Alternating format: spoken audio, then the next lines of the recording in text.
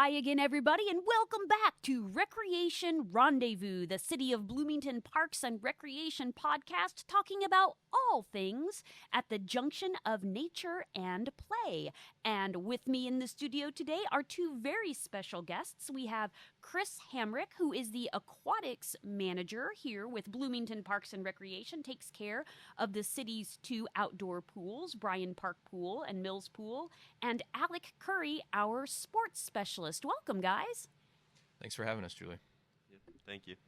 So spring has sprung. The daffodils are blooming. Weather is crazy. So that means everybody's thinking about swimming, right? And I wanted to talk to you both today because there's a lot of misconceptions about how city aquatics facilities work, because it's not like your typical kiddie pool. So we have two city pools, Bryan Park Pool and Mills Pool, and I'm guessing that getting those pools ready to go and have swimmers by Memorial Day weekend is not just a matter of dumping in some water. Yeah, that's correct. There's a lot that goes into it, from staffing to getting the water treated and getting it all good to go. There's a lot of work, and thankfully, I think we have a pretty decent process at this point, but that doesn't make it any less work.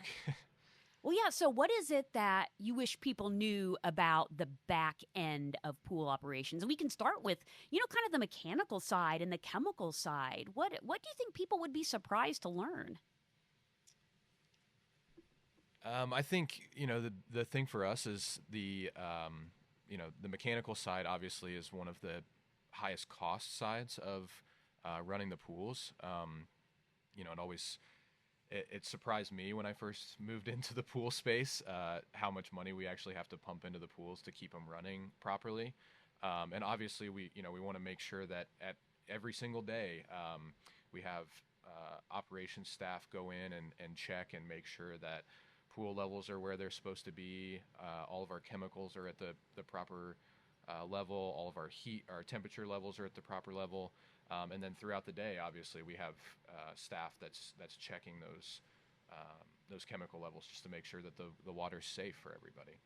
Yeah, so that makes total sense. The more people that are in the pool, the more the pH levels change. So that's kind of a constant process throughout the day, isn't it? Yeah, it's very constant. It's every single every 30 minutes it can change. I mean, it just depends on how hot it is, how much we use a chemical that we call sunscreen, which helps keep the chlorine in the pool and not burn off as much.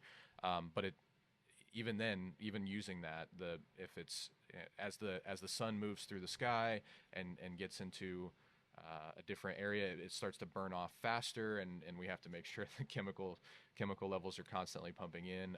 We do have some auto feeders that will check the chlorine levels for us and feed the chlorine into the pool, so we don't have to walk around the pool and dump chlorine. That's how I used to do it at my house. I used to walk around and dump the bottles of chlorine in my pool just to make sure the chlorine levels stay high. Thankfully, you don't have to do that. Yeah, and skim out all the dead grass and beetles and things like that. Well, and I think people would be surprised, too, if they saw how huge that mechanical room is. I mean, there are pipes and pumps and noise and all kinds of things going on, sort of hidden from public view. So all our swimmers get to see is this beautiful blue water. All right. So mechanical side, we've got electricity, and electricity too, right? So when there was a big storm in the summer of 2024, knocked out power to the Bryan Park area, and then as a result, the pools were down for a couple days while we got those pumps back up and running and pumping chemicals. So it's probably worth it to talk a little bit about the weather because, July in Indiana, there could be hail. It could be 30 degrees. It could be 95 degrees. So aquatics operations have to, I'm sure, you got to keep all those things in mind.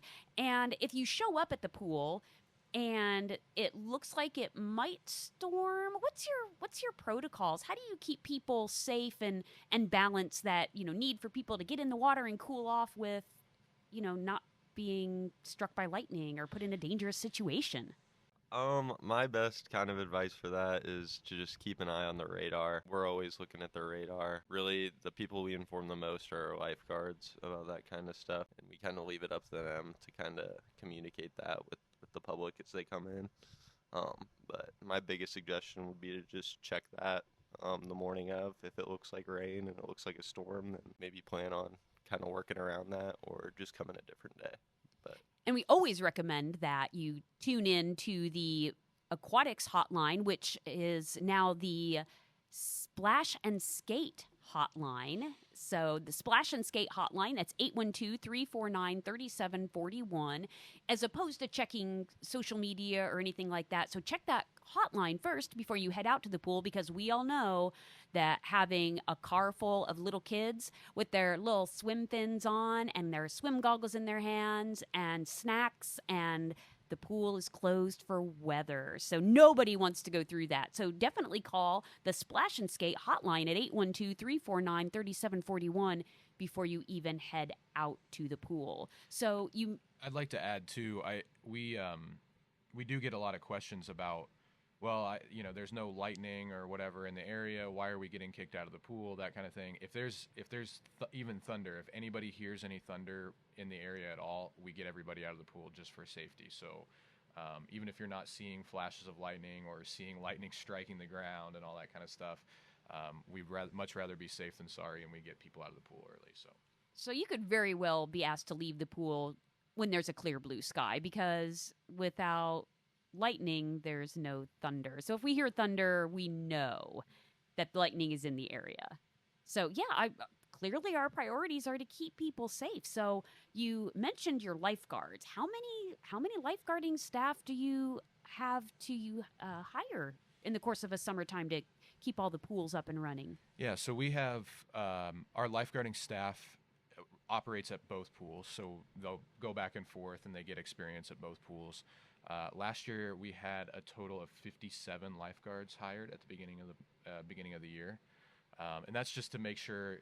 Obviously we don't have 57 on staff at any one time, but just to make sure when people are out of town and stuff like that, going on vacation, and we're also trying to go a little bit on the side of having too many lifeguards at the pool as much as possible, so that if they can come down and take their breaks and that kind of thing, so that they're able to be vigilant when they go back up in the stand. 57 lifeguards. Is there truth to the rumor that there's a lifeguard shortage? So last year 2024 was my first pool season. Thankfully, we had a lot of lifeguards that were willing to return from the previous year. We also did hire quite a few new lifeguards last year. And I've heard from several people that there's a lifeguard shortage. Thankfully, we've been really lucky with our staff. Our staff has been fantastic. They've been good at recruiting some of their friends to come in and be lifeguards as well. And they all do such a good job with the training and all that kind of stuff. So, thankfully we haven't been hurt by it too much. But I have heard from some other places that they're struggling to find lifeguards. And the big thing is if any other job, if you're in high school or college or whatever, and any other job, you just get hired and you go and show up at work, right? But for a lifeguard, it's 20 plus hours of training up front to get the certification, and then you've got to do your training 3-4 times a month to make sure that you're staying up to date on the skills and practicing and all that kind of stuff. So it's just a lot. It's a higher stress job. It's a higher training job. So who makes the best lifeguard? Is there a personality trait that you look for? Or if someone's kind of thinking about, well, I'm a really good swimmer, and gosh, being a lifeguard, that sounds like a great job. What kind of person makes the best lifeguard? What qualities do you look for? Yeah, I think being a lifeguard is it's something that I wasn't when I was younger.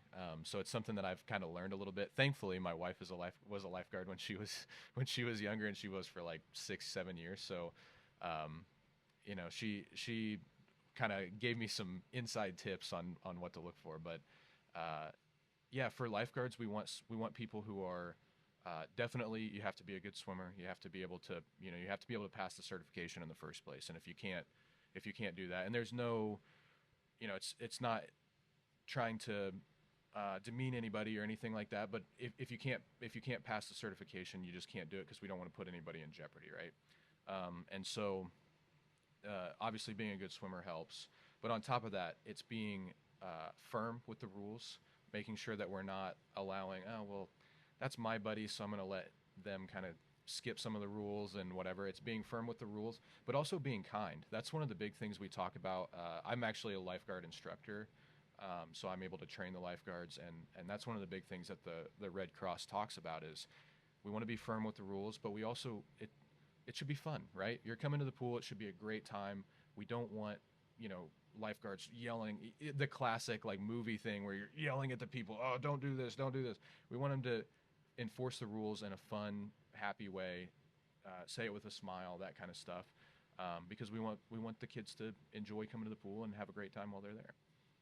What's the most frequently broken rule at the pool?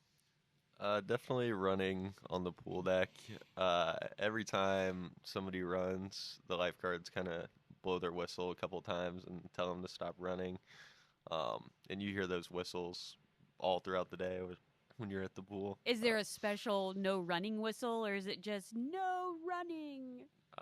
No, it's kind of just like two quick chirps, and then they kind of talk to them or call them over and tell them not to run.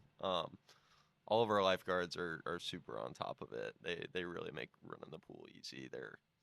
They're all super vigilant and super good at what they do, so we're super lucky. Well, and Bloomington is so fortunate to have both of these outdoor aquatics facilities and makes them available to the community. So it's a great community resource for recreation and exercise, right? I mean, swimming is a lifelong skill. Talk a little bit about that. Do you see some maybe people without little kids coming to the pool? Is the pool just for children, or how do you get the word out and make sure that adults know that the pools are there for them too?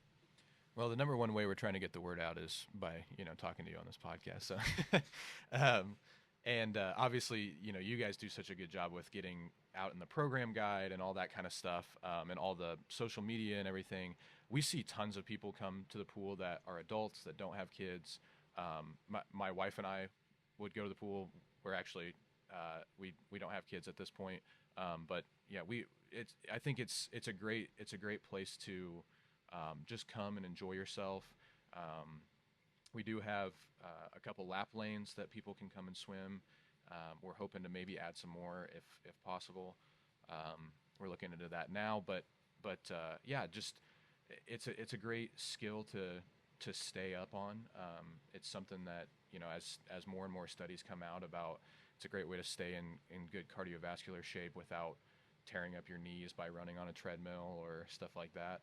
And for somebody like me who hates running, it's a great thing to do. So. And I would be totally remiss if I didn't do my soapbox here and talk about learning to swim. And it's such a crucial life-saving skill. And I'm not talking about even being able to swim well enough to be a lifeguard, but just being able to swim well enough so that when you fall off the dock, you can swim yourself to the ladder so you can save yourself. So if you, and I learned to swim as an adult, so I feel like I can say this as a 20-something. I took swimming lessons with like these little kids, and they kept staring at me like, "What is that, Mommy? What's that lady doing?" Well, I was trying to learn how to swim because I couldn't do it. So I am still not a good swimmer, but I did learn, so I'm reasonably confident. And it's probably worth saying, too, that we have some swim lessons available, swimming lessons, scholarships available. So make this the year that you learn to swim, that your kids learn to swim. I think if Bloomington Parks and Recreation could be a part of that, that would be amazing. Yeah, and I'd like to add, I mean, we're just a part of the aquatics community here in town. I know IU has great swim lessons as well. They do a great job with their lifeguarding classes. There's other places around here that also want to be a part of that too. I know the Boys and Girls Club does some stuff out on the water and that kind of thing.